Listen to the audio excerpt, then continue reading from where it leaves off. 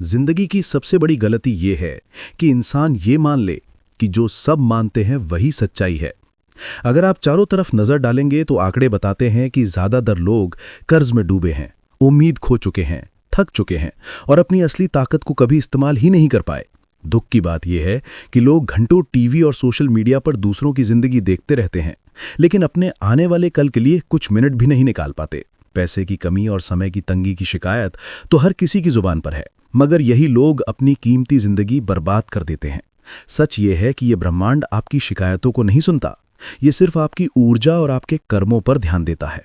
शिकायतें आपकी स्थिति को और गहरा करती हैं, जबकि कर्म नए रास्ते खोलते हैं। मुझे याद है जब मैं जवान था तो मेरे पास कामयाबी के लिए जरूरी मानी जाने वाली कोई भी चीज नहीं थी, ना पढ़ाई, ना पैसा, ना सही रिश्ते।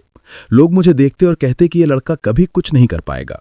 लेकिन मुझे धीरे धीरे समझ आया कि असली समस्या ये नहीं है कि आपके पास क्या नहीं है, बल्कि ये है कि आपको पता ही नहीं कि आपके पास क्या क्या है। मैंने छोटे छोटे काम शुरू किए, कभी टायर बदलता, कभी फैक्ट्री में बोझ उठाता, कभी गाड़ियां साफ करता। कोई दिशा नहीं थी, कोई मंजिल नहीं थी। सबसे बड़ा खतरा यह था कि कहीं मैं ये मान न लूं कि यही मेरी किस्मत है। लेकिन यहीं से खेल पलट सकता था। पहला कदम होता है खुद से ईमानदार होना, अपनी स्थिति का साफ आकलन करना। मैं कहाँ खड़ा हूं, मेरे फैसले मुझे कहाँ ले आए और मेरे आसपास कौन लोग हैं। आपकी जिंदगी का नतीजा अक्सर आपके सबसे नजदीकी 5 लोगों के औसत से तय होता है। अगर वो लोग शिकायतों से भरे हैं, छोटा सोचते हैं और दूसरों की तरक्की से चिढ़ते हैं, तो आप भी धीरे धीरे वैसे ही बन जाएंगे। यह आपकी गलती नहीं, बल्कि माहौल का असर है। इंसान अनजाने में अपने आसपास के लोगों की आदतें, सोच और रवैया अपना लेता है। इसलिए अगर आपको बड़ा सोचना है तो आपको ऐसे रिश्ते बनाने होंगे जो आपको ऊपर खींचें। कभी कभी इसका मतलब पुराने रिश्तों से दूरी बनाना भी होता है। हाँ, दर्द होता है, लेकिन यही जरूरी भी है। मैंने खुद महसूस किया कि जब मैंने अपने सपनों की दिशा बदलनी शुरू की तो कुछ लोग मेरा मजाक उड़ाने लगे, लेकिन कुछ नए लोग मिले जिन्होंने मुझे समझा, हिम्मत दी और मेरे बड़े लक्ष्य पर भरोसा किया। उस दिन लगा कि मैं अंधेरे से निकलकर रोशनी में आ गया हूं। अब सोचिए, अगर आप उन्हीं 5 लोगों के बीच रहेंगे जो हमेशा नकारात्मक बातें करते हैं, तो आपकी मंजिल भी वही होगी।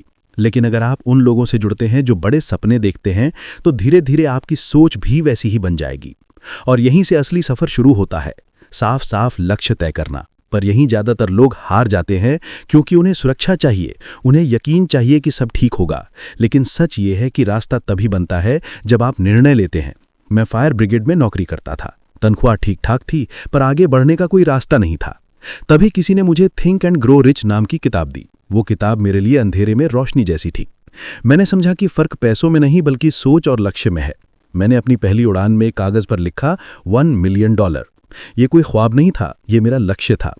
मैंने सोचा जो लोग इतना कमाते हैं और जो लोग नहीं कमा पाते, उनमें सिर्फ सोच का फर्क है। अमीर लोग कभी एक ही रास्ते पर निर्भर नहीं रहते, वे कई रास्ते बनाते हैं, कई काम करते हैं। ये सोच मेरी जिंदगी बदल गई। मैंने कई काम शुरू किए और धीरे धीरे सालाना $1 मिलियन से ज्यादा कमाने लगा। यही फर्क है छोटे सोचने और बड़े सोचने में। एक बार मैंने जैक कैनफील्ड को अपनी सोच बताई। उन्होंने उसे इतनी गंभीरता से लिया कि रातों की नींद उड़ गई। उन्होंने अपने सपनों को chicken soup for the soul नाम की किताब में ढाला। मैंने उनसे कहा था कि ये किताब 50 मिलियन कॉपियां बिकेगी, और उन्होंने वो आंकड़ा पार कर लिया। आज उनकी किताबों की 1 अरब से ज्यादा कॉपियां बिक चुकी हैं। यह हमें सिखाता है कि हमारी सीमा वही है जिसे हम मान लेते हैं। इसलिए जब भी लक्ष्य चुनो तो ऐसा चुनो जो मुश्किल हो पर नामुमकिन ना हो। उसे ऐसे लिखो जैसे वो पहले ही पूरा हो चुका है, जैसे मैं बहुत खुश और आभारी हूं क्योंकि। इस तरह लिखा गया लक्ष्य आपके दिमाग और दिल को जोड़ देता है। यह आपको काम करने की स्थिति में ले आता है, और जब आप उस लक्ष्य से भावनात्मक रूप से जुड़ जाते हैं तो आपके कर्म अपने आप उसकी तरफ बढ़ने लगते हैं। शुरुआत में ये दूर लगेगा, लेकिन धीरे धीरे ये हकीकत बन जाएगा। ये बीज बोने जैसा है, पहले कुछ दिखाई नहीं देता, लेकिन भीतर बदलाव होता है। याद रखिए, हर सपने की कीमत होती है। आपको आराम छोड़ना होगा, तत्कालिक मजे छोड़ने होंगे, आलोचना सहनी होगी। मैंने रात रात भर काम किया, कई मौके ठुकराए, बहुत से ताने सुने। यही कीमत थी। लेकिन दिलचस्प बात यह है कि जब आप कीमत चुकाते हैं तो जैसे जादू होता है, सही लोग मिलते हैं, सही मौके बनते हैं। ये किस्मत नहीं, बल्कि आपके कर्मों का नतीजा है। मुश्किल पल जरूर आएंगे, जब कोई ताली नहीं बजा रहा होगा, जब सब कुछ रुकता हुआ लगेगा। यही वो मोड़ है जहां ज्यादातर लोग हार मान लेते हैं। लेकिन अगर आप चलते रहेंगे तो यही संघर्ष आपको अलग बना देगा। धीरे धीरे आपका माहौल बदलने लगेगा। नए लोग आते हैं, नई बातें होती हैं और आपको ऐसे साथी मिलते हैं जो न केवल आपके सपनों पर विश्वास करते हैं बल्कि आपके साथ बढ़ते भी हैं। यही माहौल आपके सपनों का ईंधन बनता है। समझना होगा कि दुनिया में दो तरह के लोग होते हैं। कुछ पूछते हैं क्या ये संभव है और कुछ पूछते हैं ये कैसे होगा। फर्क छोटा सा लगता है लेकिन पूरी कहानी बदल देता है। जब आप पूछते हैं कि ये कैसे होगा तो आपका दिमाग बहाने छोड़कर समाधान ढूंढना शुरू कर देता है और वहीं से जादू शुरू होता है। मैंने ये अपनी जिंदगी में बार बार देखा है। हर बार जब मैंने बड़ा लक्ष्य लिखा और उस पर डटा रहा तो रास्ते अपने आप खुलते चले गए। लोग हंसते थे, कहते थे ये ख्वाब बहुत बड़ा है, लेकिन मुझे मालूम था कि उनकी बातें उनकी सीमाओं का आईना है, मेरी हकीकत का नहीं। याद रखिए, अगर आप अपने सपनों को तब तक थामे रखते हैं जब तक वे अटूट विश्वास में न बदल जाए, तो आपकी ऊर्जा, आपकी सोच और आपके कर्म सब मिलकर उन्हें हकीकत बना देंगे। ब्रह्मांड उसी ऊर्जा का जवाब देता है जो आप बाहर भेजते हैं। अगर आप अपनी मंजिल को महसूस करते हैं, उसकी तस्वीर दिल में बनाते हैं, तो आपका पूरा वजूद उसी दिशा में काम करने लगता है। ये कोई जादू नहीं, ये नियम है। जैसे बीज से पेड़ बनता है और अंडे से इंसान, वैसे ही आपके विचार से आपकी नई जिंदगी बनती है। इसलिए अपनी सोच को इतना बड़ा बनाइए कि आपके भीतर आग जला दे। अपनी मंजिल की कल्पना कीजिए जैसे वो अभी आपके सामने है। अपने सपनों को इतनी गहराई से महसूस कीजिए कि वो आपकी नसों में दौड़ने लगे, क्योंकि आपकी क्रिएटिविटी की कोई सीमा नहीं। सीमा वही है जो आप खुद तय करते हैं।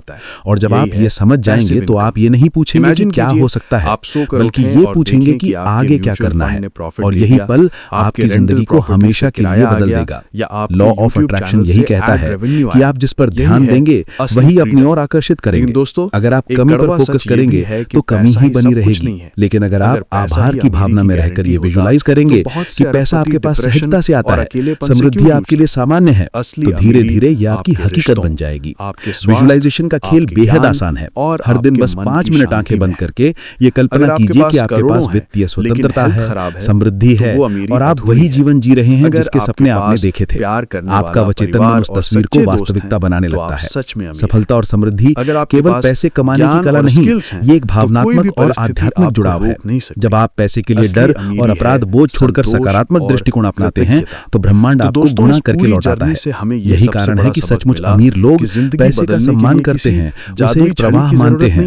याद रखिए, पैसा ऊर्जा है और उसे प्रवाह में रखना जरूरी है। अगर आप उसे रोकेंगे या उससे डरेंगे तो उसका कंपन रुक जाएगा, लेकिन अगर आप उसे चलन में रखेंगे, आभार प्रकट करेंगे, दान करेंगे और समझदारी से निवेश करेंगे तो वो कई गुना होकर वापस आएगा।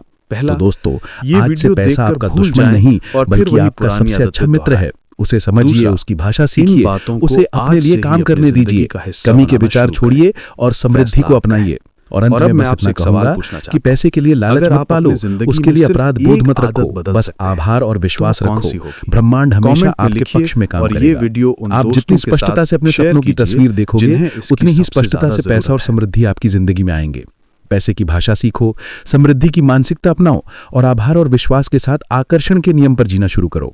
यकीन मानिए, बहुत जल्द वो दिन आएगा जब आप अपनी जिंदगी को देखकर कहेंगे, हाँ, यही वो ड्रीम लाइफ थी जिसका मैंने कभी सिर्फ सपना देखा था।